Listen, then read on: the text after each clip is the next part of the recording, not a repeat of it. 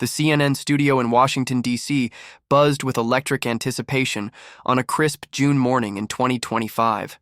Spotlight sliced through the sleek, glass-walled set, illuminating Kamala Harris, former vice president and current U.S. senator, as she adjusted.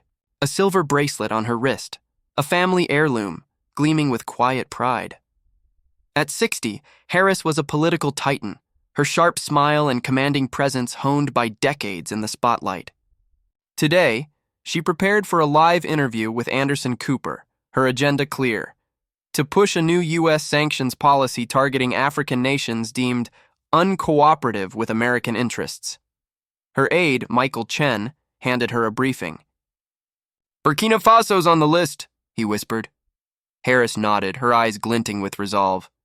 "Time to set the tone," she said, straightening her navy blazer. Across the Atlantic in Ouagadougou, Burkina Faso, the presidential palace was a study in contrast, modest, with warm wooden walls and a single flag standing proud. President IBRAHIM Traoré, 36, sat at a desk, his face calm but focused. A leather-bound dossier lay before him, marked "Confidential."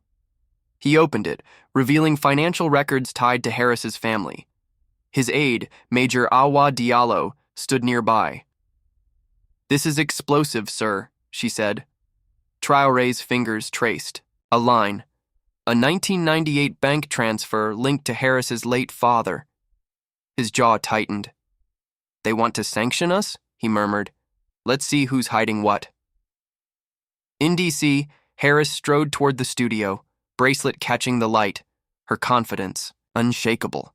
She was ready to dominate the narrative, to paint Burkina Faso as a rogue state. In Ouagadougou, Traoré signaled his team. "Prepare the satellite link," he said. Technicians moved swiftly, their screens glowing with encrypted signals. The stage was set for a global showdown, and Harris had no idea what was coming. Thosifim. Studio lights dimmed as Harris took her seat. In Burkina Faso, Traoré's team tested the feed. A truth was about to surface, and the world would be watching. In the CNN studio, Harris reviewed her talking points, her silver bracelet tapping softly against the desk. "Burkina Faso's defiance threatens global stability," she rehearsed, her voice steady. Michael Chen hovered nearby, nodding. "Hit hard on their Russian ties," he advised. Harris smirked. "Oh, I'll make it clear who's in charge." Her confidence was ironclad, built on years of navigating political battles. She didn't just want to win the interview, she wanted to reshape U.S.-Africa policy. The sanctions, she believed, would force compliance from nations like Burkina Faso, and she was ready to sell it live.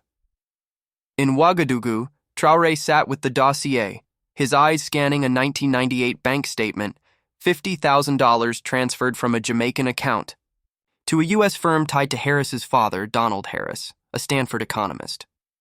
The funds, labeled consulting fees, traced back to a mining company in Ghana accused of labor violations. A second document, a 2001 email, showed Donald arranging a deal to silence whistleblowers. "This is bigger than sanctions," Traoré said to Major Diallo. "This is hypocrisy." Diallo hesitated. "It's risky, sir. CNN won't expect this." Traoré's gaze was steel. "Good. Surprise is our weapon." The palace buzzed with quiet urgency as Traoré's team patched into CNN's network. A monitor flickered, showing Harris in D.C., unaware of the interruption being prepared. "Test the signal," Traoré ordered. Diallo nodded, her fingers flying over a keyboard. "It's secure, sir. We're ready." Traoré stood, adjusting, his suit, the dossier in hand. "This isn't about me," he said. "It's about those who were silenced." Back in D.C., the studio hummed as Anderson Cooper signaled the start. "Live in 5, 4, 3. Harris adjusted her bracelet, her smile calculated. She launched into her opening, her voice sharp. "The United States will not tolerate nations like Burkina Faso undermining our security with reckless alliances," she declared. "Their president, Ibrahim Traoré, thinks he can challenge us. He's mistaken." The words landed like a gauntlet, bold and unyielding. Cooper raised an eyebrow. Strong words, Senator. Care to elaborate? Harris leaned forward. We're imposing sanctions to ensure accountability.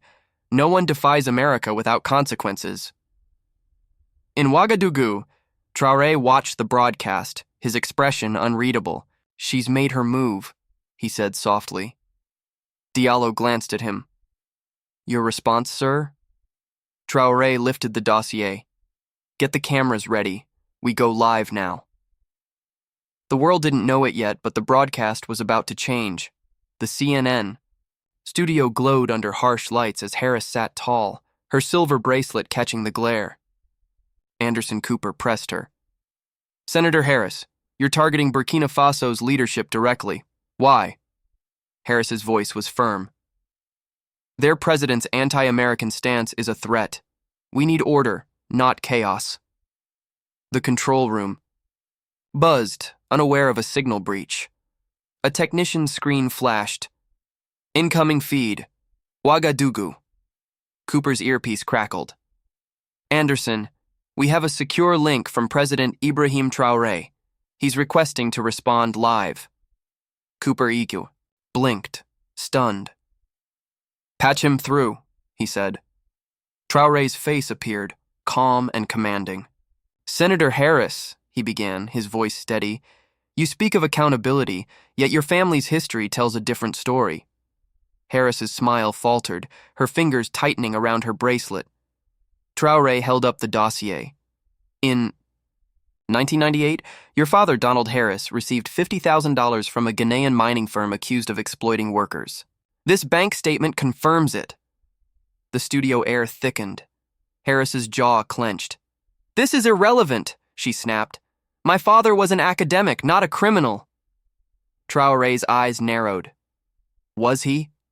This 2001 email shows him arranging to suppress whistleblowers who exposed child labor in those mines. Your family profited while Ghanaian families suffered, Harris's voice wavered. You're twisting history. This is a personal attack. Traoré remained composed. No, Senator, it's true. You champion justice, yet your bracelet, your father's gift, was bought with money from exploited workers. The accusation landed like a thunderclap. Cooper leaned forward. Senator, do you wish to respond? Harris stammered. These are lies. I've always fought for fairness. Traoré held up another document. Then why did you accept $20,000 from the same firm in 2010, labeled as a donation to your campaign? The studio froze. Harris's hands trembled, her bracelet now a weight. I didn't know, she whispered, her voice cracking. Traoré's tone was firm but calm. Ignorance is no excuse when you preach accountability. Social media lit up. Harris exposed trends globally. Cooper glanced at the camera. This is unprecedented. Harris's eyes darted, searching for an exit. You don't understand the stakes, she said, defensive. Traoré leaned closer to his camera. I understand silenced voices, Senator, and today they speak. Comment below. Should Harris resign after this revelation? The world was watching, and the truth was out. Harris sat rigid in the CNN studio, her silver bracelet now hidden under the desk. Her voice was sharp but unsteady. This is a smear campaign, she said, glaring at the camera. Anderson Cooper, visibly shaken, tried to steer the conversation. Senator, can you clarify these allegations? Harris's response was clipped. I'll address this privately. But the damage was done. Twitter erupted with clips of Traoré's calm delivery and Harris's faltering defense. Harris Exposed climbed to 1 million posts. In Ouagadougou, Traoré stepped away from the camera, his dossier closed. Enough, he told Major Diallo. The truth is out. His team nodded, their screens showing global reactions pouring in. A viral clip of Traoré's line, "Ignorance is no excuse," spread like wildfire.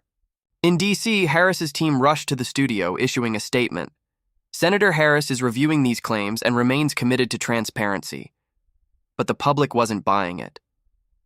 The narrative shifted to Ghana, where families of exploited miners saw the broadcast. She profited from our pain, one widow told a local reporter, her words trending online. Empathy surged as viewers connected with the victim's plight. Harris's once polished image cracked under the weight of scrutiny. Traore's office received messages of support from across Africa, praising his courage. In the U.S., newsrooms scrambled to verify the documents, but the court of public opinion had already ruled. Harris's bracelet, once a symbol of heritage, now felt like a shackle. The fallout was just beginning, but the world had seen enough. Within days, Harris announced a temporary step back from public duties, her career in tatters. Investigations into her family's finances began, with Ghanaian activists filing lawsuits for reparations.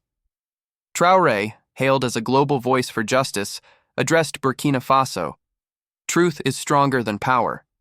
His words inspired a wave of African leaders to challenge Western hypocrisy. The scandal reshaped U.S. foreign policy debates with calls for ethical oversight. Share this video if you stand for justice. The world learned a lesson. No one is above accountability. Disclaimer. This video is a fictional dramatization inspired by real-world themes and figures. All events, documents, and dialogues are creative works and not based on verified facts. Any resemblance to actual events is coincidental. This story is intended for entertainment and to spark discussion on justice and accountability. Viewer discretion is advised.